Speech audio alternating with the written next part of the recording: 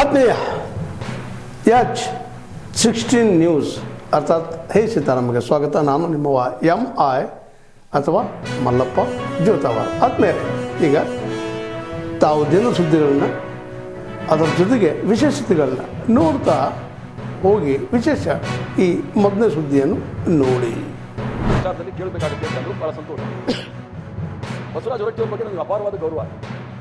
ಯಾವತ್ತೂ ಸಹ ನಾನು ಶಿವಕುಮಾರ್ ಅವರು ಕೇಳ್ಬೋದು, ಸಿದ್ದರಾಮಯ್ಯ ಅವರು ಇವನು ಕೇಳ್ಬೋದು, ಸ್ವಾಮಿ ನಮ್ಮಲ್ಲಿ ಯಾರು ಲಿಂಗಾಯತರಲ್ಲಿ ದೊಡ್ಡ ಲೀಡ್ ಯಾರು ಇಲ್ಲ, ಅವ್ರು ಕೃಷಿ ಮುಖ್ಯಮಂತ್ರಿ ಮಾಡಿ ಅಂತ ಹೇಳೋದು ಸದಸ್ಯರು ಆ ಗೌರವ ಇಟ್ಕೊಂಡಿದ್ದವ್ರು ನಾವು. ಅವ್ರಿಗೆ ನೋವಾಗ್ತಕ್ಕಂಥ ಕೆಲಸ ನಾವು ಯಾವತ್ತೂ ಸಹ ಮಾಡಿಲ್ಲ. ನಾನು ಮೊಟ್ಟ ಮೊದಲೇ ನನ್ನ ಜೀವನದಲ್ಲಿ ಶಿವಕುಮಾರ್ ಅವರು ಅಷ್ಟು ಡೀಸೆಂಟ್ ಆಗಿ ಸಭ್ಯವಾಗಿ ಯಾರಾದ್ರೂ ಮಾತಾಡಿದ್ದೆ ಅಂದರೆ ಅದು ನಿಮ್ಮತ್ರ ಮಾತಾಡಿದ್ದೆ ನಾನು ನೋಡಿದ್ದವರು. ಅವ್ರು ಸ್ವಲ್ಪ ಮಂಡ್ಯ ಇದಲ್ಲ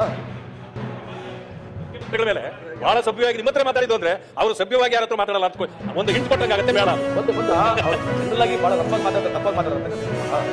ಅವ್ರು ಯಾವಾಗಲೂ ಮೊದಲು ಅಭ್ಯಾಸ ತೊಂದರೆ ಇಲ್ಲ, ಅದನ್ನು ನಾನು ಅನುಭವಿಸಿದ್ದೀನಿ.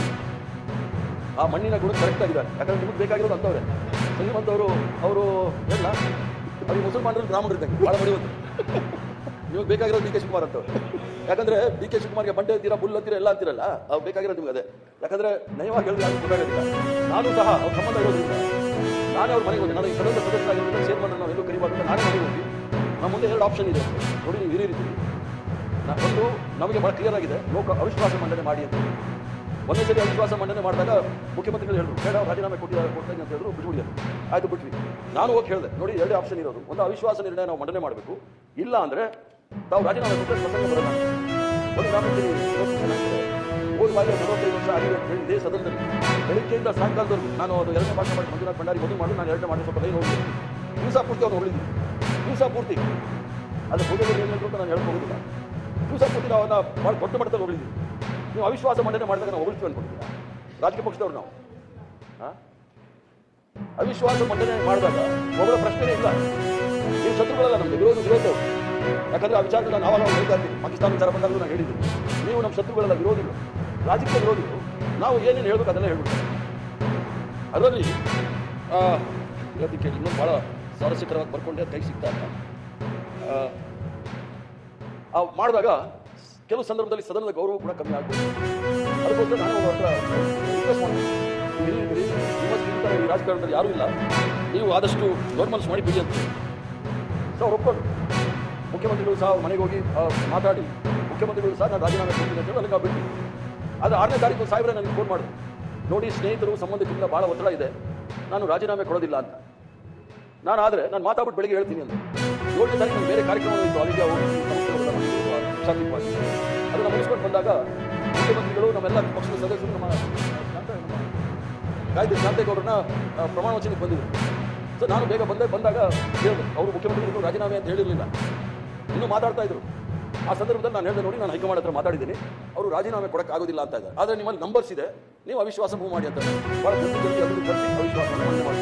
ಆಗ ಮುಖ್ಯಮಂತ್ರಿಗಳು ಸಹ ಅಲ್ಲಿ ಭಾಳ ಸೌಜನ್ಯವಾಗಿ ಸಾಹೇಬ್ ಹೇಳಿದ್ರು, ನೋಡಿ ಎಲ್ಲೇ ನಮ್ಮ ಹತ್ರ ಒಂದು ರಾಜೀನಾಮೆ ಕೊಡಬೇಕು ಅವಿಶ್ವಾಸಕ್ಕೆ, 11 ಗಂಟೆ ಅವಿಶ್ವಾಸ ಫೈಟ್ ಮಾಡಿಬಿಟ್ಟು 1 ಗಂಟೆಗೆ ಹೋಗಿ ಕೇಳ್ಕೊಂಡು ಅಷ್ಟೊತ್ತೆ ನಾನು ರಾಜೀನಾಮೆ ಕೊಡ್ತೀನಿ ಅಂತ ಅವ್ರು ಹೇಳಿದ್ರು. ನಾನು ಯಾವುದ್ರ ಮೇಲೆ ಬೇಕಾದರೂ ಪ್ರಮಾಣ ಮಾಡಿ ಸಿಗ್ತಾ ಇದ್ದೀನಿ. 1 ಗಂಟೆಗೆ ರಾಜೀನಾಮೆ ಕೊಡ್ತೀನಿ ಅಂದಾಗ ಅಲ್ಲಿ ಗುಂಪಿತ್ತಲ್ಲ, ಮುಖ್ಯಮಂತ್ರಿಗಳು ಹೇಳಿಷ್ಟೇ ಅವ್ರು ಪ್ರೈವೇಟ್ ಸೆಕ್ರೆಟರಿನ ಕರೆದು ಅವ್ರ ಮಾತಾಡಕ್ಕೆ ಹೇಳಿದ್ರು, ಯಾರಿಗೂ ಫೋರ್ಸ್ ಮಾಡಿ 20 ವರ್ಷ ನಾವ್ಯಾರು ಫೋರ್ಸ್ ಮಾಡೋಕ್ಕಾಗಲ್ಲ. ಅದು ಆಪಾದನೆ ಬಂದಾಗ ನಾವೇನು ಮಕ್ಕಳ ಹೇಳ್ತಿದ್ದೇವೆ. ಟೈಮ್ಸ್ ಆಫ್ ಇಂಡಿಯಾದಲ್ಲಿ ಏನು ಹೇಳುತ್ತೆ, ಟೈಮ್ಸ್ ಆಫ್ ಇಂಡಿಯಾದಲ್ಲಿ ಅವರೇ ತಾವೇ ಹೇಳಿರೋದು, was not forced to quit. आज भारत का प्रोफाइल पूरी तरफ बढ़ रहा है. आज भारत दुनिया के लिए एक स्वीकृत और सम्मानीय देश के रूप में बन रहा है. भारत के पास स्थिर पॉलिटिकल मैंडेट, स्थिर सरकार है, भारत का वाइब्रेंट लोकतंत्र है, भारत का मजबूत न्यायतंत्र है, और हम सबको दिशा देने वाला भारत का संविधान है. और अब दुनिया हमारे इन सामर्थ्य को पहचानने लगी है. और इसलिए 2014 के बाद दुनिया करीब 40 देशों के साथ हमारा FTA एग्रीमेंट हो रहा है. अब देखिए कितना बड़ा अवसर आया है. लेकिन ये जो ट्रेड एग्रीमेंट्स हुए हैं, ये एक बहुत बड़ा अवसर है. और इसलिए खास करके मैं मेरे एमएसएमईज को कहना चाहूंगा कि हमें इस मौके को छोड़ना नहीं। दुनिया में हमें पहुंचना है। भारत के उत्पाद की हर चीज विश्व के बाजार में पहुंचे और चाहे हमारा टेक्सटाइल हो, हमारी मशीनरी हो, हमने दवाइयां हो, हमने मौका छोड़ना है। लेकिन वैश्विक जो पैरामीटर्स हैं, उस पैरामीटर को हमें पार करना है। हमें दुनिया से जो मिलता है उसे अच्छा देना पड़ेगा, दुनिया में जो मिलता है उसे सस्ता देना पड़ेगा। और पंजाब के लुधियाना से लेकर के तमिलनाडु के तिरुपुर तक हमारा टेक्सटाइल सेक्टर दुनिया में पहुंच सकता है। इतना ही नहीं, केरलम से लेकर के गुजरात और तमिलनाडु से लेकर के बंगाल, ये हमारा समुद्री तट, हमारे मछुआरे भाई बहन आज इस एफटीए के कारण हमारे स्वीप यानी झींगा उसके एक्सपोर्ट की बहुत संभावना बनी है। हमारे सी फूड की दुनिया में पहुंच बनने की संभावना पड़ी हुई है।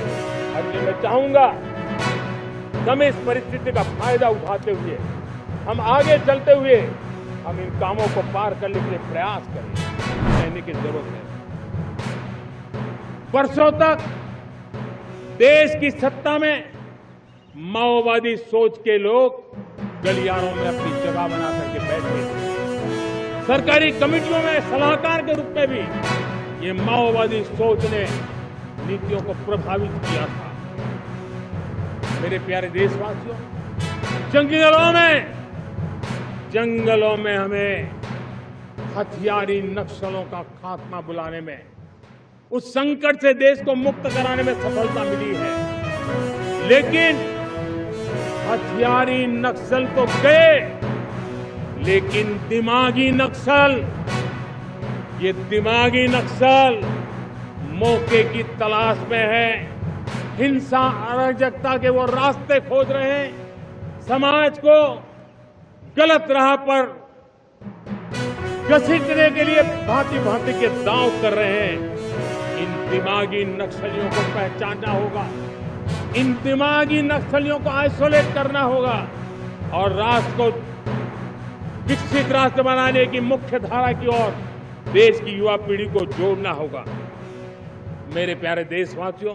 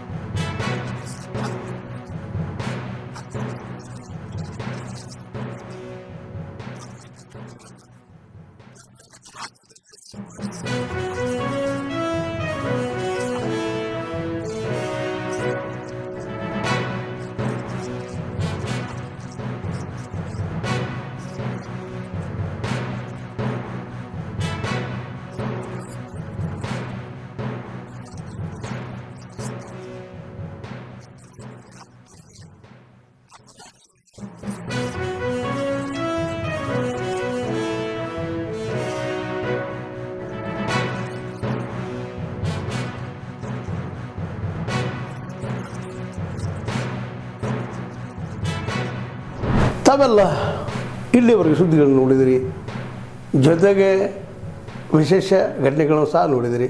ಅದು ನಿಮ್ಗೇನು ಅನ್ನಿಸ್ತು? ನಿಮಗೆ ಲೈಕ್ ಮಾಡಿರಿ, ಶೇರ್ ಮಾಡಿರಿ, ಕಾಮೆಂಟ್ ಮಾಡಿರಿ, ಜೊತೆಗೆ ಸಬ್ಸ್ಕ್ರೈಬ್ ನಿಲ್ಲಿಸ್ಬೇಡ್ರಿ. H16 ನ್ಯೂಸ್ ಅರ್ಥಾತ್ ಸಿದ್ದರಾಮಯ್ಯ ಸತ್ಯದ ಕೈಗನ್ನಡಿ ವಂದನೆಗಳು.